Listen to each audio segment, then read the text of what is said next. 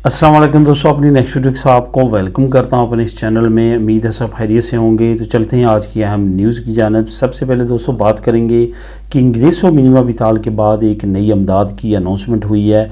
वो कौन ले सकता है, किस तरह से आप अप्लाई कर सकते हैं, कहाँ अप्लाई कर सकते हैं, ये तमाम डिटेल आप लोगों के साथ शेयर करूँगा। उसके बाद बात करेंगे ब्रेक्सिट। इंग्लैंड को एक नई वार्निंग जो है वो जारी की गई है। ब्रेक्सिट के बाद अब क्या नई प्रॉब्लम आने वाली है इंग्लैंड के लिए, इस पे बात करेंगे। ड्राइविंग लाइसेंस के लिए 13 नए क्वेश्चंस जो कि लॉन्च किए गए हैं हुकूमत की तरफ से। वो दो जो कि ड्राइविंग लाइसेंस करना चाहते हैं या उनका जानने वाला ड्राइविंग लाइसेंस कर रहा है, तो लाजमी तौर पे उनके साथ ये 13 क्वेश्चन शेयर करें। काफ़ी अहम है, नए लॉन्च किए गए हैं और ये लाजमी एग्ज़ाम में आएंगे और लाजमी तौर पे इनकी तैयारी कर लें। आखिर में बात करेंगे EU कार्ड, नेशनलिटी और फैमिली के बारे में। कुछ दोस्तों ने कमेंट किए हैं और एक ख़ास दोस्त ने जो कि जर्मनी में है उनके कमेंट आए हैं। ये बात करेंगे EU कार्ड पे, नेशनलिटी पे, ये तमाम चीज़ों पे वीडियो के आखिर में। सबसे पहले इंग्रेसो मिनिमम विताल के बाद जो नई अमदाद है उसकी बात करते हैं। दोस्तों ये अमदाद जो है ये बच्चों वाली फैमिली के लिए अनाउंस की गई है। वो फैमिली जो बच्चे हैं जिनके, उनके लिए ये काफ़ी एक अच्छी अपडेट है। इंग्रेसो मिनिमम विताल अगर आप ले रहे हैं या नहीं ले रहे, और अगर आपकी इंग्रेसो मिनिमम विताल किसी वजह से रिजेक्ट हो चुकी है या आप ये समझते हैं वो कि आपकी इकोनॉमिकल कंडीशन बेहतर है, तब भी आप इसको अप्लाई कर सकेंगे। ये रुकावट नहीं बनेगा आपका इकोनॉमिकल सिचुएशन या स्टेटस। यहाँ पे ये बताता चलूँ कि इंग्रेसो मिनिमम विताल जो है वो डे बाई डे मज़ीद फैमिलीज़ के लिए बढ़ती जा रही है, क्योंकि ये बड़ा स्पेन का प्रोग्राम बन चुका है। पहले जो छोटी छोटी अमदादें देता था स्पेन, उसको एक मर्ज करके बड़ी इंग्रेसो मिनिमम विताल की सूरत में स्पेन सामने लेके आया। अब ये जो नई अमदाद है ये स्पेसिफिक बच्चों की फलाह बहबूद के लिए इंस ने लॉन्च की है। यहाँ पे दोस्तों ये बताता चलूँ, सहूलियत सोशल के जो हैं वो डिफरेंट अदारे हैं। कई दोस्त समझते हैं कि ये तमाम के तमाम डिफरेंट जो है वो अदारे हैं, ये डिफरेंट डिपार्टमेंट हैं सहूलियत सोशल के, जिसमें सेपे है, इनम है, इंस है, ठीक है।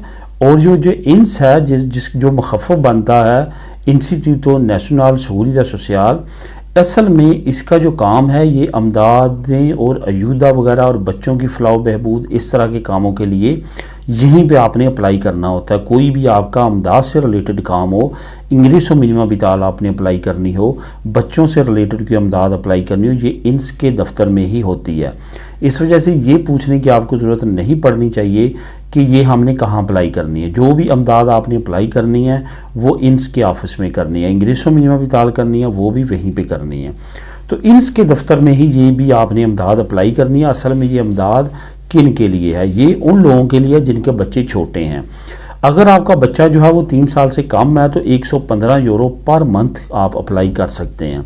अगर आपका बच्चा 3 साल से 6 साल के दरमियान है तो 80.50 यूरो आप जो है वो ये ले सकते हैं। और अगर आपका बच्चा जो है वो 6 साल से जो है वो बड़ा है और 18 साल से कम है तो 57.50 यूरो आप ले सकेंगे इस अमदाद की सूरत में। काफ़ी अहम अमदाद है। इसकी मज़ीद डिटेल अगर आप लेना चाहते हैं जो कि बहुत ही डिटेल के साथ बताई गई है, वो नीचे आपको लिंक नंबर 1 मिल जाएगा, आप उसको क्लिक करके ख़ुद भी रीड कर सकेंगे। वहाँ पे दोस्तों तरीक़ाकार भी बताया गया कि किस तरह से आप अप्लाई कर सकते हैं। उस लिंक को क्लिक करें और वहाँ पे स्टेप वाइज फॉलो करेंगे। आप ऑनलाइन भी अप्लाई कर सकते हैं, लेकिन मैं ये हमेशा रिकमेंड करता हूँ कि अमदाद की जो मामलात हैं वो कोशिश करें इनके दफ्तर में जाके अप्लाई करें। जब कोरोना वायरस था उस वक्त तो मजबूरी थी कि आपने ऑनलाइन करना था, क्योंकि ऑफिस में सीटा नहीं मिलता था। लेकिन अब ये करेंगे, आप कोशिश करें थोड़ा सा बीच लेट मिल जाए, लेकिन ऑफिस में जा करें।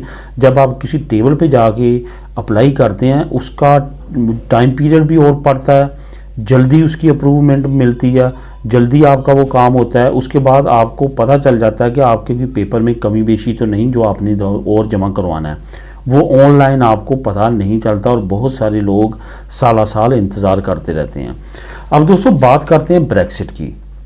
ब्रेक्सिट के बारे में बैंक ऑफ इंग्लैंड के जो प्रेसिडेंट है उन्होंने वार्निंग जारी की है। उन्होंने कहा कि अभी तक तो ब्रेक्सिट के सही जो असरात हैं वो सामने नहीं आ रहे, लेकिन आने करीब मज़ीद सामने आना शुरू हो जाएंगे। उनकी तरफ से ये कहा गया कि हमारी जो ट्रेड है जो हमारी इकोनॉमिक है इंग्लैंड की, वो श्रिंक हुई है, यानी कि जो है वो कम हो चुकी है ब्रेक्सिट के बाद। यूरोपीय यूनियन के साथ जब उनका तमाम मामला चल रहे थे तो बैंक ऑफ इंग्लैंड का कहना है कि उस वक्त हमारी इकनॉमी जो है वो काफ़ी बेहतर चल रही थी, लेकिन अब श्रिंक हो के कम होना शुरू हो चुकी है। इसके साथ साथ एक और बात भी आपको बताता चलूँ कि जो ट्रेड यूनियंस हैं और जो कंज्यूमर यूनियंस हैं उनकी तरफ से भी वार्निंग जारी की गई है कि अगर इस वक्त के प्राइम मिनिस्टर ने यूरोपीय यूनियन के साथ सही तौर पे ट्रेड डील ना की तो 6,000 पाउंड पर कस्टमर जो गाड़ी ख़रीदना चाहेगा इलेक्ट्रिक, उसको ज़्यादा पे करना पड़ेंगे टैक्स की सूरत में। इस वजह से बहुत ज़रूरी है कि इस वक्त के प्राइम मिनिस्टर यूरोपीय यूनियन के साथ नए मुआहदे करें और नई डील करें, जिसके असरात काफ़ी कम नज़र आ रहे हैं, क्योंकि ब्रेक्सिट के बाद अब बिल्कुल भी फ्री ट्रेड होने के चांसेस नहीं हैं। अगर यूके दोबारा फ्री ट्रेड चाहता है तो उसको दोबारा से यूरोपीय यूनियन का मेंबर बनना पड़ेगा, जो कि इस कंजर्वेटिव पार्टी में होता हुआ नज़र नहीं आता। आने वाले वक्त में कोई और party, for example labour party अगर बरसे इक़्तिदार आती है तो हो सकता है कि चांसेस दोबारा से रीज्वाइन करने के बने, लेकिन फ़िलहाल ऐसा कुछ भी मुमकिन नज़र नहीं आता। अब दोस्तों बात करते हैं ड्राइवर लाइसेंस के बारे में। और ड्राइवर लाइसेंस के बारे में आपको बताता चलूँ कि स्पेन में ड्राइवर लाइसेंस के जो एग्ज़ाम्स हैं इस पर काफ़ी ज़्यादा सख्ती हो चुकी है। मैंने पिछले दिनों आप लोगों के साथ एक न्यूज़ भी शेयर की थी। इतनी सख्ती है कि आप जो खुफिया डिवाइसेस लेके लोग वहाँ पे जाके नकल वगैरह करते थे, पीछे राब्तों के ज़रिए क्वेश्चंस क्लियर करवाते थे, अब वो ना होने के बराबर है, क्योंकि बहुत ज़्यादा सिक्योरिटी है। आप जब बैठते हैं एग्ज़ाम हॉल पे, एक तो आपको निगरान सामने नज़र आ रहे होते हैं, कुछ निगरान जो है वो बिहाइंड द सीन बैठे होते हैं, जो कि कैमरास के आगे आपकी टीवी स्क्रीन पे आपकी मूवमेंट को देख रहे होते हैं। तो अब उन्हीं के ज़रिए जो है वो बड़े बड़े जो लोग हैं वो पकड़े गए हैं, जो कि मुख्तलिफ डिवाइसेस, जदीद डिवाइसेस के ज़रिए इम्तिहान दे रहे थे। तो जो नए अब 13 क्वेश्चंस हैं वो आप लोगों के साथ मैं शेयर करूंगा।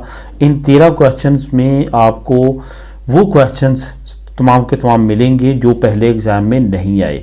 ये डीजीटी ने अनाउंस किया कि ये 13 के 13 नए क्वेश्चंस हैं।